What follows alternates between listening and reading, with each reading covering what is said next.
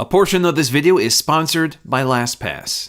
Hey guys, Mike here, the Detroit Borg with what I think is one of the best iPad values you can buy right now. This is the new resurrected iPad Air. This is the third generation of the iPad Air after a 2-year hiatus. Now essentially this is a repurposed 10.5-inch iPad Pro. And in some ways, this is both an upgraded and downgraded version of the iPad Pro. And we'll talk about that. But first, let's get to the basics. So this retails for $499 with 64 gigs of storage. But for $649, the old price of the iPad Pro, you can upgrade to 256 gigs of storage. You can also get a cellular version, which adds another $129. So this finally fills a pretty big and obvious gap in their iPad lineup between the much cheaper $329 iPad and the very expensive, almost $800 iPad Pro. So getting to the unboxing, no knives here. They give us a little pull tab to rip off the plastic surrounding the box. Lifting up the lid and getting to the iPad, you can see the version I have here is in space gray. But before we unwrap this, let's get to the accessories. So first up is the paperwork. Now in my case, because I have a cellular version with LTE, I get a SIM ejection tool with my paperwork. I also get a quick start guide highlighting the major features, as well as a set of Apple stickers. Next up is a very familiar 12-watt power adapter. So unlike the iPad Pro, this does not make the transition to USB-C. It's still using Lightning. So anybody hoping for a full USB-C transition, that's not going to happen this year. But regardless, this iPad does support the faster charging speeds of USB 3.0. So getting to the iPad and unwrapping it, the first thing I notice right away is how much darker this space gray is. And that's because this is basically the same space gray as the newest iPad Pro. Now, if you compare this to space gray of the old iPad Pro or the current iPad 9.7-inch, you can see it's quite a bit darker. You can see that much lighter color on the old iPad Pro. Basically, it looked like silver. So I'm actually a big fan of this change. There's also a gold and silver, but those are colors we've seen before. This is the first time we're seeing this space gray on this iPad. Before I go in depth with the iPad, I just want to talk about today's sponsor, LastPass. Now, if this is your first iPad or you're replacing an old iPad, one of the first things you might want to do is install LastPass, the first app I install on all of my new devices. One of the biggest challenges of using so many different devices is just keeping all those passwords synced together. So traditionally, every time I set up a new device, I had to manually enter the passwords for all of my accounts. But with LastPass installed, it will automatically remember my password and autofill them into every app or website. And because LastPass supports multiple platforms, I can use the exact same service on iOS and Android. Because LastPass remembers everything for you, it breaks some bad habits, such as writing your passwords down in an unsecure manner, or just using the exact same password on all of your accounts. So if one of them is compromised, they could potentially take that password to all of your other accounts. Instead, LastPass can generate strong individual passwords for each account. And the only thing you have to remember is your master password for LastPass, which you can also secure behind multi-factor authentication. So if you guys want to check out LastPass, I highly recommend it, and you'll find a link in the description below. Thanks to LastPass for sponsoring this part of the video, and let's move on to the iPad. Taking a closer look at the design, a few things you might notice here is that the chamfers or the machined surfaces are now matte, so they have the same anodized finish as the rest of the chassis. So presumably that reduces cost, but it also makes this darker space gray possible. So as before, we have the volume controls and the sleep-wake power button right around the camera module.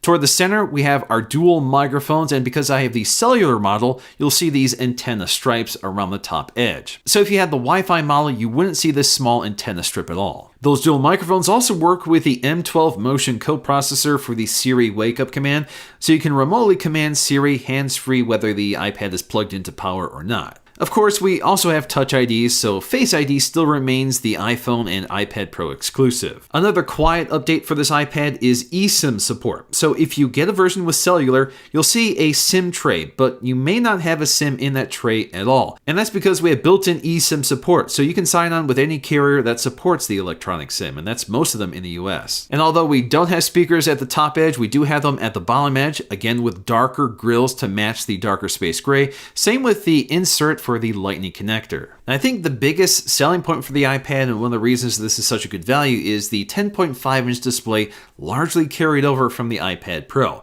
So we get the same specs here, 2224 by 1668, good for 264 pixels per inch or a Retina resolution. This is a P3 display, so it supports the same wide color gamut as the Pros.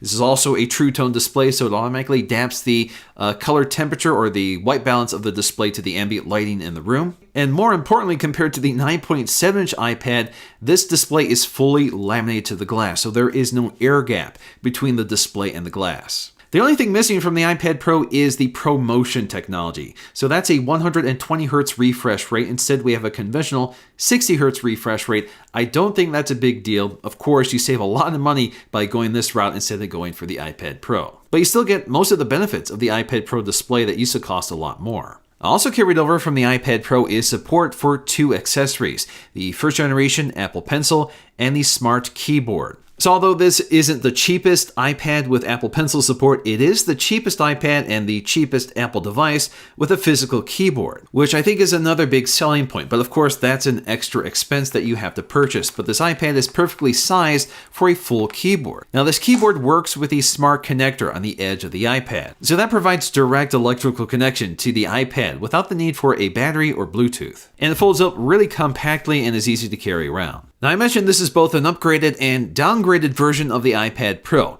Now, let me explain what I mean by that. For the most part, the CPU is the only upgrade here. So we go from an A10 to an A12. So that's a significant performance improvement. So that means this iPad is much more future-proof. So this should support iOS releases far beyond what the iPad Pro 10.5-inch would. And there's a few other improvements, including some of the radios, which gives us Bluetooth 5.0, replacing 4.2 from the old iPad Pro. And although we get an upgraded CPU, we do downgrade from 4 gigs to 3 gigs of RAM. Again, not something I think most people are going to notice, especially without ProMotion, so I don't think this is a big loss. We also lose the quad speakers, which had 2 speakers on the top and bottom or left and right side, depending on how you look at it, and unfortunately that means audio is annoyingly lopsided when you're using this in landscape orientation. The camera system has also been downgraded, so we lose the LED flash, and we also go from a 12 megapixel camera to 8 megapixels with a 5-element instead of 6-element lens, and we lose optical image stabilization. This also means we lose 4K video recording. The best we can do is 1080p HD video, but we do get slow motion up to 240 frames per second. The FaceTime HD camera was not downgraded, however. It's still 7 megapixels with 1080p HD video. Now, I think the camera on the back of an iPad is fairly low priority, so I don't think it's a big loss to have a lesser camera on this iPad compared to the iPad Pro, especially if you're saving some money. But even that, it's still a pretty decent camera as well, especially with the new A12 image signal processor, so it's able to deliver pretty solid images anyway. Now, in the interest of full disclosure, and because I couldn't resolve this before I made this video, there are some manufacturing defects on my iPad Air. So if you look around the antenna stripes, there are dimples on either side. I didn't do this. This came out of the box like this. I will take it back to Apple and hopefully get it resolved. If not, I'll make sure to let you know. Although the baseline iPad is a great value at $329, you can often get it much cheaper than that. It's hard to ignore the fact that it looks and feels like a much older piece of hardware. It's also running an older chip. It doesn't have the vibrant DCI-P3 or True Tone display technology of the iPad Air. And again, it's not laminated to the glass, so it definitely looks lower grade. Now, in many ways, I think this iPad Air is the first time we finally get a device that is worth upgrading to, especially if you're using any iPad with a 9.7-inch screen. When they dropped the iPad Air for the current iPad, it really was sort of a retrograde update.